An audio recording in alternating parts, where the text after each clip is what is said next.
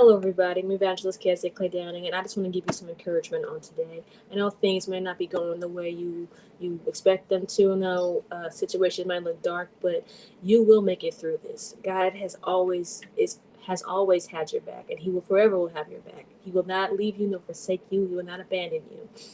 Forsake means to be abandoned, but God has never done that. He's always been there. We've just been so focused on the situation or the circumstances and on people, we never recognize that God is right there waiting for us to go to Him, asking Him to help us out, asking Him for deliverance. I've been looking and reading in the book of Psalms, and what I love about that is a book of prayers. Prayers not just of request, but of thanksgiving and of gratitude.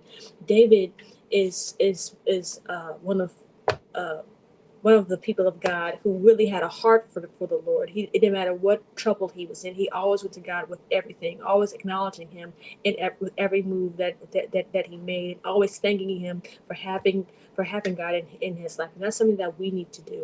Prayer is a tool. It is a strategy that we need to use in order to obtain the victory. So it doesn't matter how bad things are right now. The bad may come, but it doesn't last forever. It doesn't matter what kinds of people comes into our life who try to start trouble or make things hard for us. The liars, the manipulators, the schemers, those who try to con you or pretend they are your friend and they're not. Those who try to make something happen and only for you to pay for it at the end. Don't worry about those people. Don't worry about the ones who will start trouble with you. The Bible says in Psalm 37, it says, "Do not fret because of the wicked. Do not be envious of the wrongdoers, for they will soon fade like the grass and wither like the green herb." It says here in verse 14 of Psalm 37, "The wicked draw the sword and bend their bows to bring down the poor and needy, to kill those who walk uprightly. Their swords shall enter their own heart, and their bows shall be broken." So God has something up for the wicked. So what they're doing to you, don't worry about them, because God has something for them. As long as you have God in your life right there behind you, you will make it.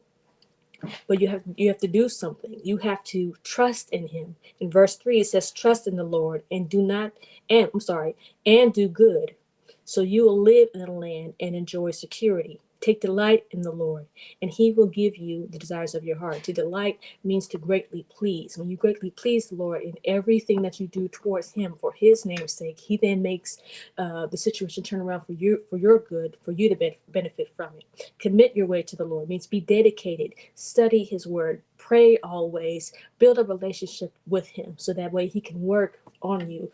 Not just that, but that way your confidence can be strong enough to handle whatever comes your way. So now when this situation comes up or things happen out of the blue, you know to stop and be still and to pray into God. When you go into God, He then tells you to be still. Right here it says, verse 7 says, "Be still before the Lord and wait patiently for Him. Do not fret over those who prosper in their way, over those who carry out their evil devices, but refrain from anger." This is verse 8. "And forsake wrath." Forsake means abandon. So do not, we are emotional people, and emotions tend to get us into more trouble than we're already in. So what He wants to do is to sit still and wait patiently for Him to move on our behalf. So when we go to Him with our request, we then make our request known. Say, "Lord, I need help in this area. I need your deliverance from these people. I need your deliverance from this circumstances. Can you help me?" He then tells you, "Okay, I will do that, but I need you to trust me. I need you to step out of the way and let me handle it." A lot of times we have to take matters in our own hands because we have to have things in our control. But the only thing we can't control is ourselves. We need to have self control and learn how to calm down. Okay, we don't have to fix everything. That's not up to us. With men, things are impossible. With God, all things are impossible. And if you really need God to move on your behalf, then you need to trust Him and move. Sit and wait. There's a time to do things. There's a time to move, time not to move, and a time to be still. And He will tell you.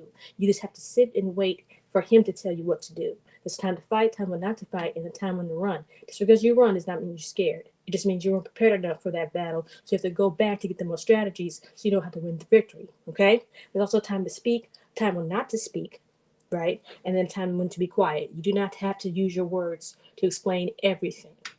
Okay, it's okay to keep secrets. You don't have to use your words to defend yourself. Don't worry, your words won't do nothing.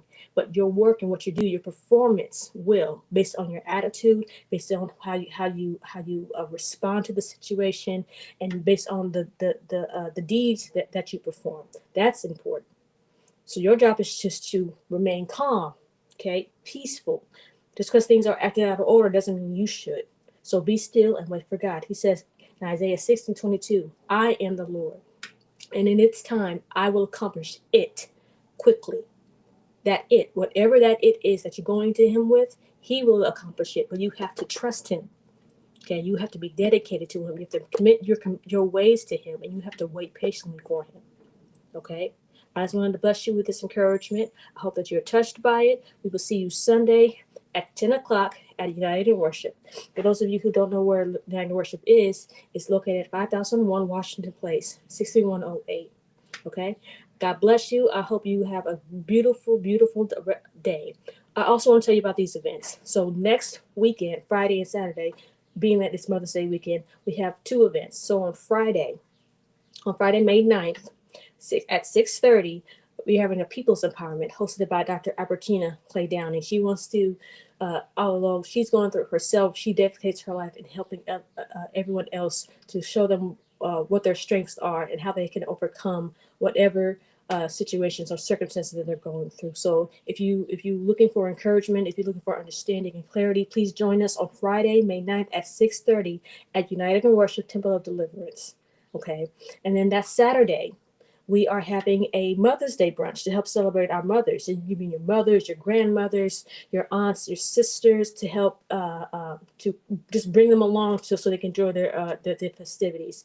We're having it at 11:30. Okay, if you want to pay for your tickets ahead of time so you can have a seat, you can go to unitedworshipstl.org, click giving, and you make your payment there. We're only asking for $25. Okay, $25 for the administration, and every funds that's been paid is going towards temple restoration. We're trying to maintain all the utilities and the help the church be remain as beautiful as it is. So we have a whole lot of projects that needs to be done, but we need your help. So every fund that's being paid, whether it's offering or your tithes, which is very important, and this upcoming event is going towards the temple of restoration.